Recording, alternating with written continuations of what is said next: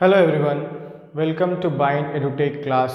Last video में हम लोगों ने डिस्कस किया था definition of directing, features of directing and importance of directing. Importance of directing में हम लोगों ने 3 पॉइंट डिस्कस किया था और इस वीडियो में हम इम्पोर्टेंस ऑफ डायरेक्टिंग के साथ साथ प्रिंसिपल ऑफ डायरेक्टिंग भी डिस्कस करेंगे।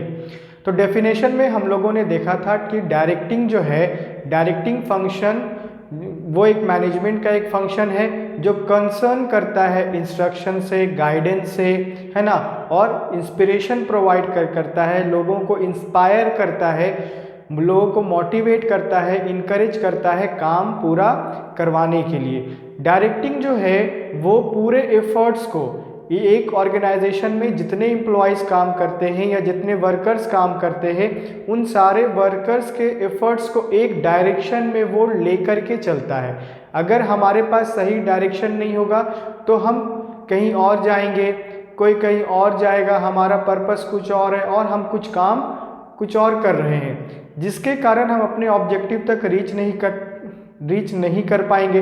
तो अपने ऑब्जेक्टिव तक रीच करने के लिए या अपने गोल तक पहुंचने के लिए हमें उसी डायरेक्शन में काम करना होगा, तभी हम जाकर के वहां पर पहुंच पाएंगे। Okay, so the point number 4 we have is means of motivation. It motivates the subordinates to work efficiently. ये सबऑर्डिनेट्स को क्या करता है? मोटिवेट करता है।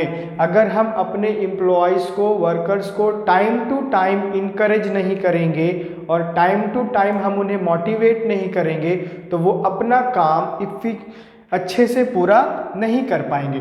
टू वर्क इफिशिएंटली, अब अगर हम चाहते हैं कि हमारे एम्प्लॉय इफिशिएंटली काम करे, अच्छे से काम करे, बेटर वे में अपने काम को कंप्लीट करे, देन हमें उन्हें मोटिवेट करना होगा to contribute their maximum efforts towards the achievement of organization goal. Okay, एक ऑर्गेनाइजेशन का गोल है और उसी गोल के अकॉर्डिंग हम भी काम करते हैं और अपने एम्प्लॉय से भी काम करवाते हैं। अगर एक बॉस है और उसने प्लानिंग किया है तो प्लानिंग किस आधार पर किया है? एक गोल को लेकर के किया है। अगर हमने यहाँ तक पहुँचना है और अभी हम यहाँ हैं, ओके, ये हमारा क्या है? गोल है। तो अपने गोल तक हम तभी पहुँचेंगे जब हमारे पास एक ऑब्जेक्टिव होगा, जब हमारे पास एक उद्देश्य होगा। तो उसी उद्देश्य को पूरा करने के लिए हम उसी डायरेक्शन में मूव ऑन करेंगे।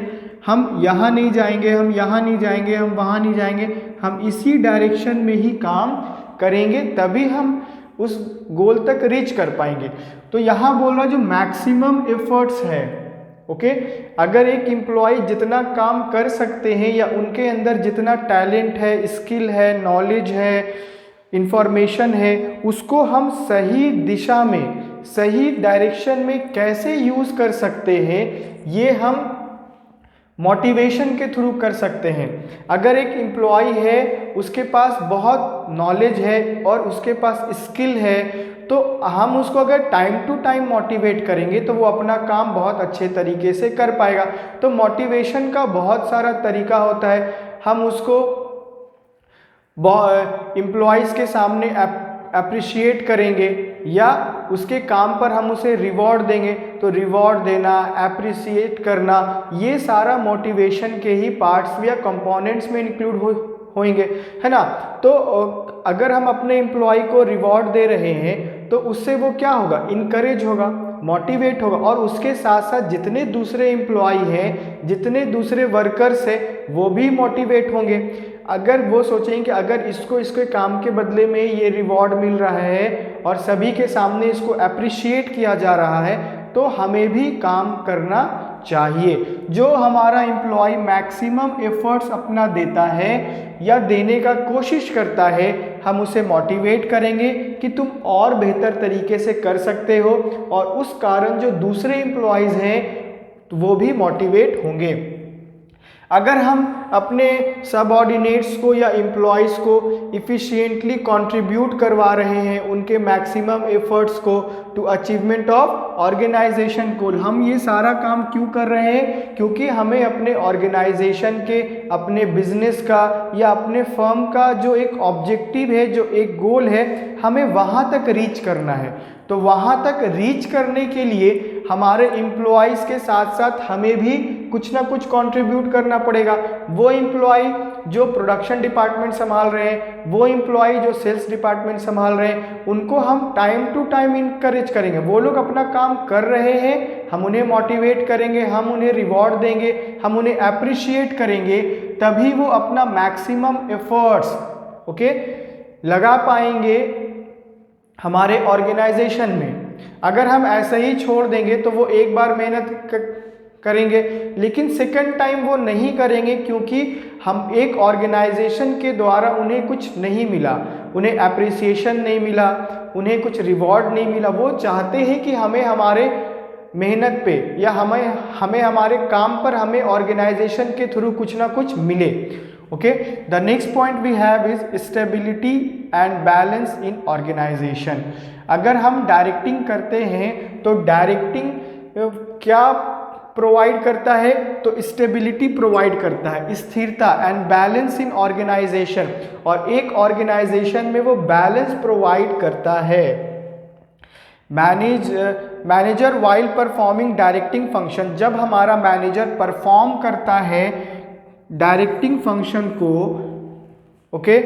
Instruct, guide, supervise and inspire their subordinates in a manner that they are able to strike a balance between individual and organizational interest। एक ऑर्गेनाइजेशन में नंबर ऑफ एम्प्लॉयज काम करते हैं। जब वो हमारे ऑर्गेनाइजेशन के साथ जुड़ते हैं, जब वो हमारे ऑर्गेनाइजेशन को ज्वाइन करते हैं, क्या वो अपने पर्सनल इंटरेस्ट को बाहर छोड़कर आते हैं? क्या वो अपने इंटरेस्ट को भूल जाते हैं? क्या उस ऑर्गेनाइजेशन में वो क्यों काम कर रहे हैं? क्योंकि उन्हें अपने पर्सनल इंटरेस्ट को भी पूरा करना है। हर इंडिविजुअल का एक अपना इंटरेस्ट होता है जिसे वो पूरा करने के लिए किसी ना किसी जगह पे वो काम करता है ना। तो अगर हमारा जो मैनेजर है वो सबऑर्डिनेट्स के साथ मिल रहा है, उनके साथ इंटरैक्ट कर रहा है, वो वहाँ जाकर के देखता है ग्राउंड लेवल पे क्या काम हो रहा है और कौन सा काम नहीं हो रहा है, तो वहाँ पे जाकर के वो उन लोगों को मोटिवेट करेगा, इनकरेज करेगा जो कर रहे हैं, है ना, उन्हें मोटिवेट करेगा, यानी उन्हें अप्रिशिएट करेगा, और उनके द्वारा जो दूसरे एम्प्लॉयज़ नहीं कर रहे हैं या थोड़ा कर रहे हैं वो भी इनकरेज होंगे। और क्या कर सकता है? इंस्ट्रक्शन दे सकता है, इंस्ट्रक्ट कर सकता है, गाइड कर सकता है। मैनेजर जो है वो अपने सबऑर्डिनेट्स को गाइड करता है। अगर वो उन्हें टाइम टू टाइम गाइड नहीं करेगा या टाइम टू टाइम उन्हें इंस्ट्रक्शन नहीं देगा तो हो सकता है वो किसी और दिशा में चले जाए। जो एक ऑर्गेनाइजेशन का पर्पस है थोड़ा सा वो उससे हट जाए। अगर हमें यहाँ तक रीच करना है तो हमें एक लाइन के थ्रू ही हम एक रास्ता बनाएंगे, तभी तो हम यहाँ पर पहुँच पाएंगे। कभी हम यहाँ जा रहे हैं, कभी हम यहाँ जा रहे हैं, कभी यहाँ जा रहे हैं, तो क्या हमारा जो टाइम है वो कंज्यूम हो रहा है कि नहीं हो रहा है? हमारा टाइम कंज्यूम हो रहा है, हमारा एनर्जी कंज्यूम हो रहा है, हमारे पास जितने रिसोर्सेज हैं हम उनका वेस्टेज कर रहे हैं। अगर हम अपने रिसोर्सेज का ऑप्टिमम यूटिलाइजेशन चाहते हैं तो हमें सही डायरेक्शन में उसे यूटिलाइज करना होगा। अगर हम अपने रिसोर्सेज का सही डायरेक्शन में यूटिलाइज नहीं करेंगे तो हो सकता है हम उस रिसोर्सेज को वेस्ट कर दें, जिसके कारण हम अपने ऑर्गेनाइजेशन के कॉस्ट को बढ़ा देंगे। अगर एक ऑर्गेनाइजेशन का कॉस्ट बढ़ जाएगा तो फिर हम कैसे वहाँ पर ज़्यादा प्रॉफिट कमा पाएंगे? और वो उन्हें इंस्ट्रक्शन प्रोवाइड करता है, गाइड करता है और सुपरवाइज करता है। सुपरवाइज क्यों करेगा? अगर ऑर्गेनाइजेशन के थ्रू या मैनेजर के थ्रू सब ऑर्डिनेट्स को एक इंस्ट्रक्शन दे दिया गया है कि आपको ये काम करना है और आपको ये काम नहीं करना है और आपको ये काम इतने समय के अंदर या इतने टाइम के अंदर कंप्लीट करके दे देना है। जब सारा इंफॉर्मेशन प्रोवाइड करवा दिया जाता है टॉप लेवल या मिडिल लेवल के द्वारा, तो वहाँ पर क्या होता है, अब हम चीज़ों को सुपरवाइज करेंगे। सुपरवाइज यानी अब हम चीज़ों को देखेंगे, हमने जिन चीज़ों को बताया है क्या हमारे सबऑर्डिनेट्स वो काम कर रहे हैं या नहीं कर रहे हैं। अगर कर रहे हैं तो ठीक है, अगर नहीं कर रहे तो हम वहाँ पर जा कर के उन्हें करेक्ट करवाएंगे, है ना। अगर वो नहीं कर पा रहे हैं तो हम उनका हेल्प करेंगे।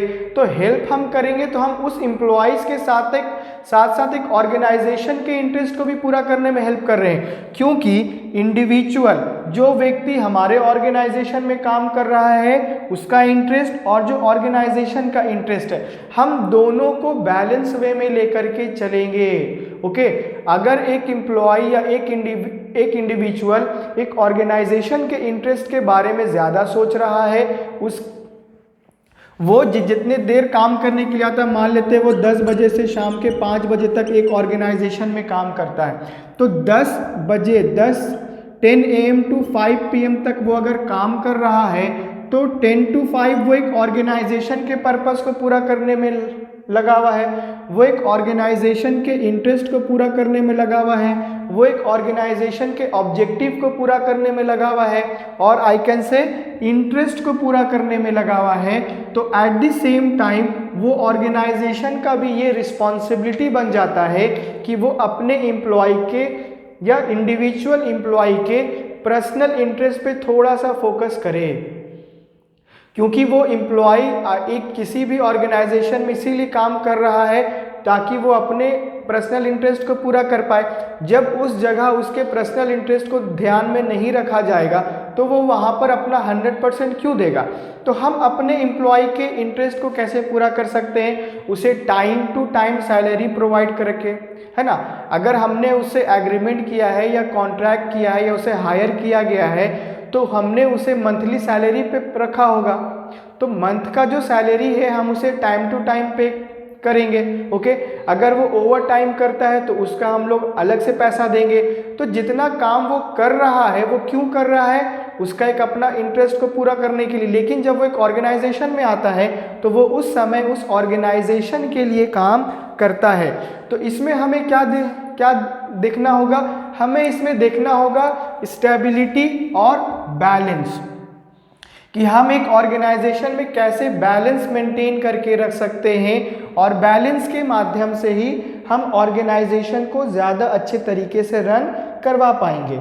Okay, effective directing promotes cooperation and commitment among the people. अगर हम चाहते हैं कि हमारा जो ऑर्गेनाइजेशन है वो बैलेंस वे में चले तो यहाँ पर हमें क्या करना होगा, डायरेक्टिंग को इम्प्लीमेंट करना होगा। और जो इफेक्टिव डायरेक्टिंग होता है, यानी जो बहुत अच्छा डायरेक्टिंग अगर हम प्रमोट करते हैं, या effective directing promotes cooperation and commitment among people and help to bring stability and balance in the organization. It also help to achieve balance among various group activities and the departments. Okay, अगर हम एक organisation की बात करें तो उसमें अलग अलग एक्टिविटीज़ होती हैं, अलग अलग ग्रुप हम डिवाइड करते हैं, और ग्रुप को हम डिपार्टमेंट्स में डिस्ट्रीब्यूट करते हैं या उनको हम डिपार्टमेंट में रखते हैं। तो नंबर ऑफ डिपार्टमेंट्स हैं, नंबर ऑफ एम्प्लॉयज़ काम कर रहे हैं, अब उनके बीच में हम कैसे बैलेंस रख सकते हैं, तो ये डायरेक्टिंग के थ्रू ही पॉसिबल हो सकता है। डायरेक्टिंग जो है वो एक दिशा प्रोवाइड करता है कि आप किस दिशा में काम करना है आपको, और किस दिशा में आपको काम नहीं करना है, किस डायरेक्शन में आपको मूव ऑन करना है और किस डायरेक्शन में आपको मूव ऑन नहीं करना है। तो अगर हमने एक्टिविटीज़ को डिफाइन कर दिया, हमने ग्रुप को अलग कर दिया, ग्रुप के बाद हमने डिपार्टमेंट्स क्रिएट किए, तो उस डिपार्टमेंट को क्रिएट करने का मतलब ये था कि उस डिपार्टमेंट से हमें वो काम लेना है ताकि हम अपने ऑर्गेनाइजेशन के ऑब्जेक्टिव तक रीच कर पाए। तो उस डिपार्टमेंट के पर्पस को पूरा करने के लिए हमें उसी डिपार्टमेंट्स के अनुसार हमें डायरेक्टिंग या डायरेक्शन देना पड़ेगा, तभी हम अपने ऑर्गेनाइजेशन के वर्क के कामों को बैलेंस कर पाएंगे, उसको हम इफेक्टिव वे में पूरा कर पाएंगे। ओके, तो ये हमने डिस्कस किया इम्पोर्टेंस। तो ये हमारा कौन सा पॉइंट था, ये हमारा इम्पोर्टेंस ऑफ डायरेक्टिंग हम लोगों ने डिस्कस किया। प्रीवियस वीडियो में हम लोग 3 पॉइंट तक डिस्कस किया था, 3rd पॉइंट तक। इस पॉइंट में हमने 4 और 5th 2 पॉइंट और ऐड कर दिए। Now we have is principles of directing. Directing का प्रिंसिपल क्या बोलता है? Maximum individual contribution. Okay, directing techniques must be applied towards maximizing individuals. Directing techniques क्या होता है? Directing technique must be applied, कहाँ अप्लाइड करना चाहिए? Towards maximizing individual contribution of employees for the achievement of organizational objective. Organization का जो objective है उसके अनुरूप या उसके अनुसार, टुवर्ड्स, ओके, उसी डायरेक्शन में या उसी के हिसाब से हमें यूटिलाइज करना पड़ेगा कि हमारे जो एम्प्लॉयज हैं वो अपना कंट्रीब्यूशन उसी डायरेक्शन में दे पाए। Okay, directing technique must be applied. ये अप्लाइड होना चाहिए उसी डायरेक्शन में जहां पर हमारे एम्प्लॉयज उसी तरीके से काम कर रहे हैं, है ना। अगर हम ऐसा नहीं कर पाए तो हो सकता है कि हम उनके एफर्ट्स को छोड़ दें। उनके एफर्ट्स को यूजफुल बनाने के लिए हमें सही डायरेक्शन अप्लाई करना पड़ेगा। Okay, maximizing individual contribution. जो जितने एम्प्लॉयज है, अगर हम लोग उनको अलग अलग तरीके से उनके कंट्रीब्यूशन को देखेंगे तो उनका अलग अलग कंट्रीब्यूशन कहाँ जा रहा है? ऑर्गेनाइजेशन के ऑब्जेक्टिव को पूरा करने में जा रहा है। तो उसी के हिसाब से हम वहाँ पर उस चीज़ को अप्लाई करेंगे। देखो, टेक्निक्स जो है वो बहुत इंपॉर्टेंट है, क्योंकि हमने बहुत सारे काम को करना है या बहुत सारे कामों को एक ऑर्गेनाइजेशन में करना है। तो बेटर तरीके से, अच्छे तरीके से हम कैसे कर पाएंगे? या तो हम अच्छी टेक्नोलॉजी को यूज़ करेंगे, अच्छे मेथड्स को यूज़ करेंगे, अच्छे टेक्निक्स को यूज़ करेंगे, ताकि हम अपने एम्प्लॉय को भी खुश कर पाए और अपने ऑर्गेनाइजेशन के ऑब्जेक्टिव को भी इफेक्टिव वे में हम पूरा कर सकते हैं। तो टेक्निक्स आपको ये बताता है कि आपके एम्प्लॉय का कंट्रीब्यूशन कैसे बेटर हो सकता है। आपके एम्प्लॉय जितना रिसोर्सेज का यूज़ कर रहे हैं वो उस रिसोर्सेज को बेटर तरीके से कैसे यूटिलाइज कर सकते हैं, या उन रिसोर्सेज के साथ वो जस्टिस कैसे कर सकते हैं। जस्टिस कहने का मतलब है कि हमारे पास जितने भी रिसोर्सेज हैं हम उनके साथ जस्टिफिकेशन करेंगे, उनके साथ हम सही तरीके से उनका यूटिलाइजेशन करेंगे, तभी तो हम उसको सही डायरेक्शन में यूटिलाइज कर पाएंगे और तब जा करके हम अपने ऑब्जेक्टिव तक रीच कर पाएंगे। The next point we have is harmony of objective. It is essential function of management. ये बहुत इंपॉर्टेंट फंक्शन है मैनेजमेंट का, to make the people realize the objective of the group and direct efforts toward the achievement of their objective. ये बहुत important होता है एक organisation के लिए, या एक जो लोग एक ऑर्गेनाइजेशन में काम करते हैं, कि उन्हें रियलाइज हो कि हमारा जो मेहनत है हमें किस डायरेक्शन में करना है हमने, और हम मेहनत कर रहे हैं तो क्यों कर रहे हैं। Okay, essential function of management to make the people realize. लोगों को रियलाइज करवाना पड़ेगा the objective of the group, जो ग्रुप का एक ऑब्जेक्टिव है। अगर हमने एक प्रोडक्शन डिपार्टमेंट क्रिएट किया है तो प्रोडक्शन डिपार्टमेंट से रिलेटेड हमने एक ग्रुप बनाया होगा। जो लोग प्रोडक्शन कर सकते होंगे या जिनको प्रोडक्शन का नॉलेज होगा, हाँ, हम उनका एक ग्रुप क्रिएट करेंगे। तो उनका जो ग्रुप क्रिएट हुआ है उसका ऑब्जेक्टिव क्या है, ये उन्हें रियलाइज होना चाहिए कि उनको क्यों ग्रुप में डिवाइड किया गया है और उनसे कौन सा काम एक ऑर्गेनाइजेशन लेगा। Okay, and direct efforts towards the achievement of their objective, और उसी डायरेक्शन में हम उन्हें डायरेक्ट करेंगे। ओके, उसी डायरेक्शन में हम लेकर के उन्हें चलेंगे और उस ग्रुप को बताया जाएगा कि ये आपका अगर गोल है तो इस गोल तक आप कैसे रीच करोगे। अगर हमने प्रोडक्शन करना है तो प्रोडक्शन करने के लिए हम बहुत सारे एम्प्लॉयज़ के साथ मिल करके प्रोडक्शन करेंगे, है ना। उसमें से एक हमारा प्रोडक्शन मैनेजर होगा।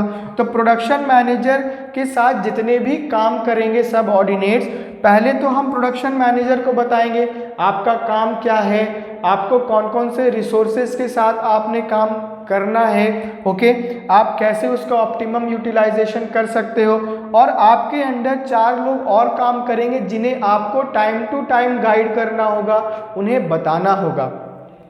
तो पहले हमने क्या किया, मैनेजर को गोल के बारे में बताया, देन हमने पूरे सबऑर्डिनेट्स जितने वर्कर्स प्रोडक्शन डिपार्टमेंट में काम करने वाले हैं उनको हमने प्रोडक्शन के गोल को बताया है, और साथ में हमने क्या बता दिया, ऑर्गेनाइजेशन का गोल। तो एक ऑर्गेनाइजेशन का गोल है और एक उस डिपार्टमेंट का गोल है, दोनों को साथ में लेकर के हमें पूरा करना होगा। अगर हम इस ग्रुप की बात करें तो उसके लिए कौन सा गोल आ जाएगा, प्रोडक्शन डिपार्टमेंट के लिए प्रोडक्शन को करना, ये इसका गोल है, और अच्छा क्वालिटी में करना, लेकिन साथ साथ वो एक ऑर्गेनाइजेशन के ऑब्जेक्टिव या इंटरेस्ट को भी पूरा करेगा।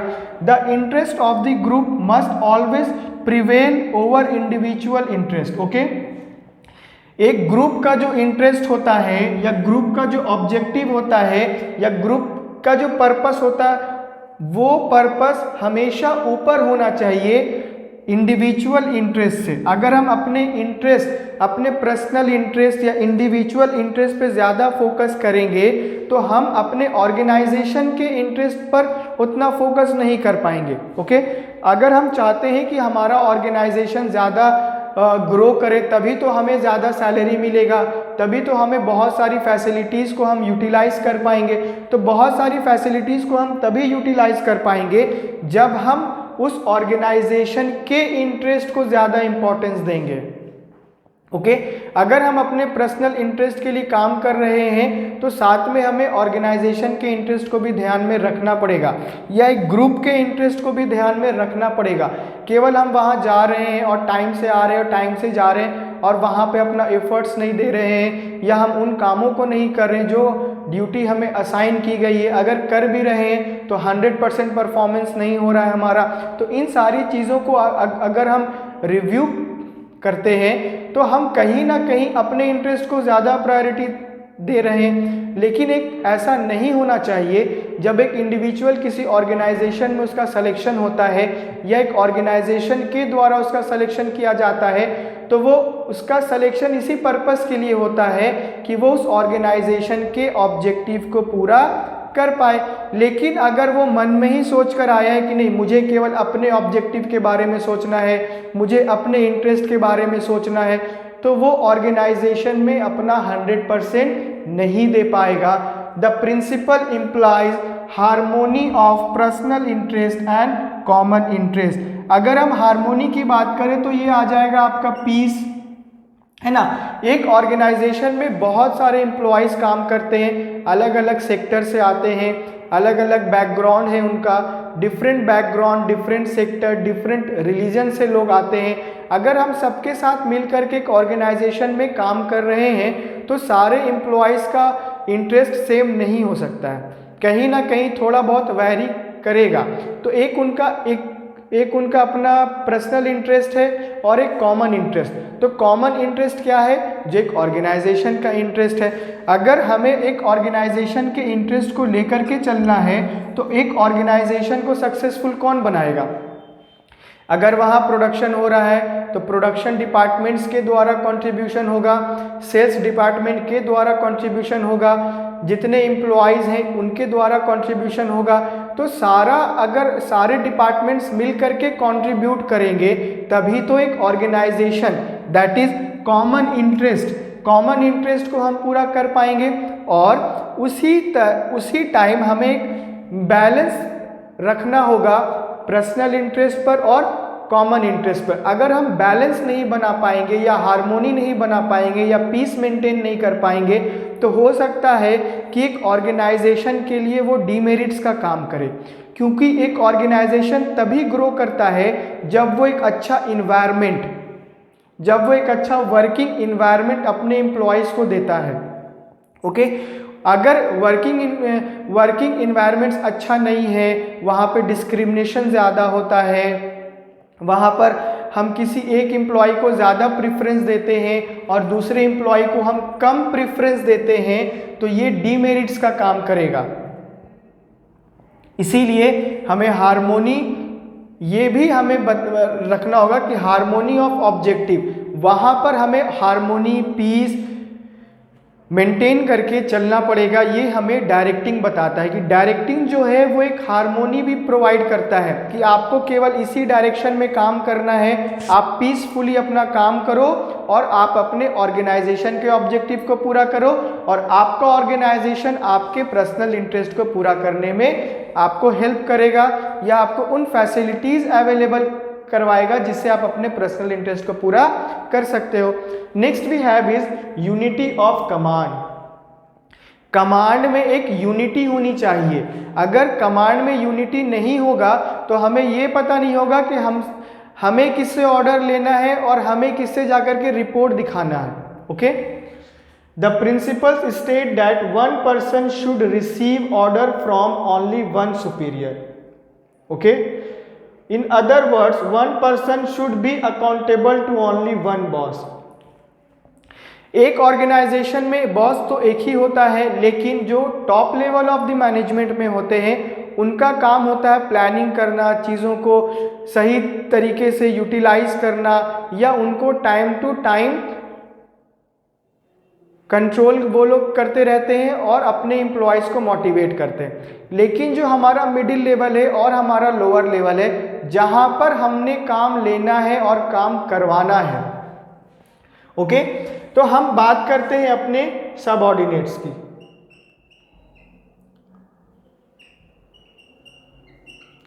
सबऑर्डिनेट्स जो हैं वो काम कर रहे हैं, है ना, तो एक तो सबऑर्डिनेट्स नहीं है या एक एम्प्लॉय तो हमारे ऑर्गेनाइजेशन में काम नहीं कर रहा है, तो उस एम्प्लॉय को कौन इंस्ट्रक्शन देगा, वो एम्प्लॉय किसका कमांड मानेगा और किसकी बातें नहीं सुनेगा। मैंने आपको एक एग्जाम्पल दिया था प्रोडक्शन डिपार्टमेंट का, ठीक है, तो प्रोडक्शन डिपार्टमेंट में हमने एक मैनेजर को अपॉइंट किया, मैनेजर के साथ में हमने 4 और सबऑर्डिनेट्स को अपॉइंट किया। ओके, ये मैनेजर को हमने रिस्पॉन्सिबल बना दिया है कि आपको प्रोडक्शन डिपार्टमेंट संभालना है और प्रोडक्शन डिपार्टमेंट से जितनी चीज़ें हैं वो केवल आपने ही पूरा करना है। तो हमने इसको बॉस बना दिया है प्रोडक्शन डिपार्टमेंट का, जो प्रोडक्शन डिपार्टमेंट को संभाल रहा है। अब प्रोडक्शन डिपार्टमेंट में जो भी इंस्ट्रक्शन प्रोवाइड करवाया जाएगा वो इसी बॉस के द्वारा प्रोवाइड करवाया जाएगा। जितने उसके सबऑर्डिनेट्स हैं वो किसकी बातें सुनेंगे, इसी मैनेजर की बात सुनेंगे, क्योंकि वो इसके डिपार्टमेंट का हेड है, इसके डिपार्टमेंट को वो रिप्रेजेंट कर रहा है, इसको इस काम के लिए रिस्पॉन्सिबल बनाया गया है और अकाउंटेबल बनाया गया है, यानी कुछ ना कुछ तो पावर दिया गया होगा तभी तो इसको ये रिस्पॉन्सिबिलिटी मिली है। तो जितने भी वर्कर्स हैं वो किसका बात सुनेंगे, प्रोडक्शन डिपार्टमेंट से रिलेटेड, तो इस मैनेजर का बात सुनेंगे, वो कभी भी सेल्स मैनेजर का बात नहीं सुनेंगे। अगर ये प्रोडक्शन मैनेजर है और बगल में सेल्स मैनेजर भी काम करता है, ओके, सेल्स मैनेजर अगर काम कर रहा है तो क्या सेल्स मैनेजर इनको इंस्ट्रक्शन देगा तो वो उसका बात सुनेंगे? नहीं सुनेंगे, क्योंकि वो उनका मैनेजर या बॉस या हेड नहीं है। उनका हेड कौन है? वो व्यक्ति जो प्रोडक्शन डिपार्टमेंट का हेड है। तो यहाँ पर जो हम ऑर्डर रिसीव करेंगे वो किसके द्वारा करेंगे? एक बॉस के द्वारा या वन सुपीरियर के द्वारा। ओके, सबऑर्डिनेट्स बहुत सारे हो सकते हैं, एक नहीं 10 हो सकते, 10 नहीं 20 हो सकते हैं, लेकिन जो सुपीरियर होगा और जो बॉस होगा वो केवल एक ही व्यक्ति होगा।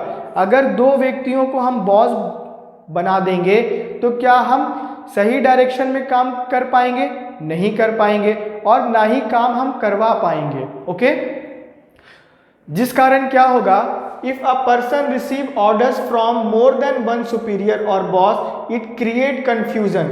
अगर एक एम्प्लॉइज या ये डिपार्टमेंट की बात करें, अगर इसमें 4 सबऑर्डिनेट्स है और इनके ऊपर 2 बॉस को हम इनके ऊपर बैठा देते हैं, अगर एक बॉस कुछ और बोल रहा है, दूसरा बॉस उस काम को मना कर रहा है, तो ये एम्प्लॉइज किसका बात सुनेंगे और किसका बात नहीं सुनेंगे, जिसके कारण क्या होगा, जो हमारे डिपार्टमेंट का ऑब्जेक्टिव है वो भी पूरा नहीं होगा और सेम टाइम हमारे जो ऑर्गेनाइजेशन का ऑब्जेक्टिव है वो भी पूरा नहीं होगा।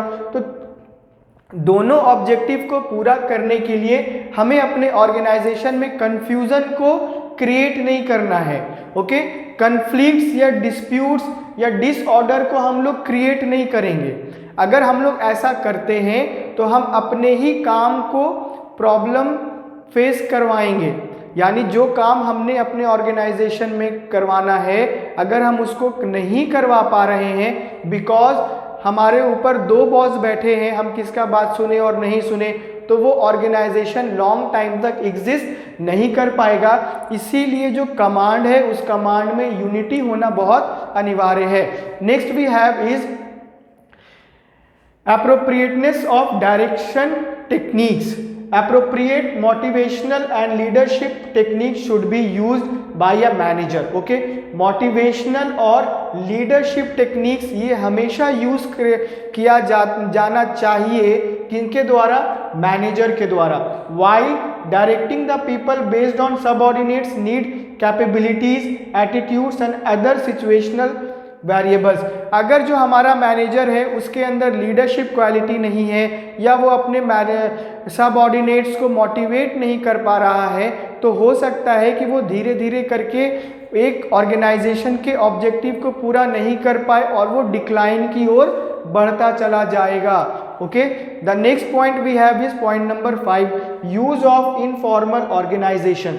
अ manager must be aware of the informal group. हमारा जो मैनेजर है उसको अवेयर होना चाहिए कि इनफॉर्मल ग्रुप्स क्या है in an organization and use it for effective directing. अगर हम इनफॉर्मल डायरेक्शन को यूज करते हैं या इनफॉर्मल तरीके से हम अपने ऑर्गेनाइजेशन के कामों को करने का प्रयास करते हैं तो तब भी हम कर सकते हैं। अगर हम इनफॉर्मल वे में जाएंगे तो हम उन एम्प्लॉयज़ के साथ इंटरेक्ट कर पाएंगे जो हमारे साथ शायद इंटरेक्ट नहीं कर पा रहे हैं। हम उनसे जाकर के बात करेंगे, उनके प्रॉब्लम्स को सुनेंगे, देन आफ्टर हम उन्हें मोटिवेट करेंगे और उस काम को हम इफेक्टिव डायरेक्शन दे पाएंगे या इफेक्टिव डायरेक्टिंग दे करके हम उस काम को कर पाएंगे। ओके।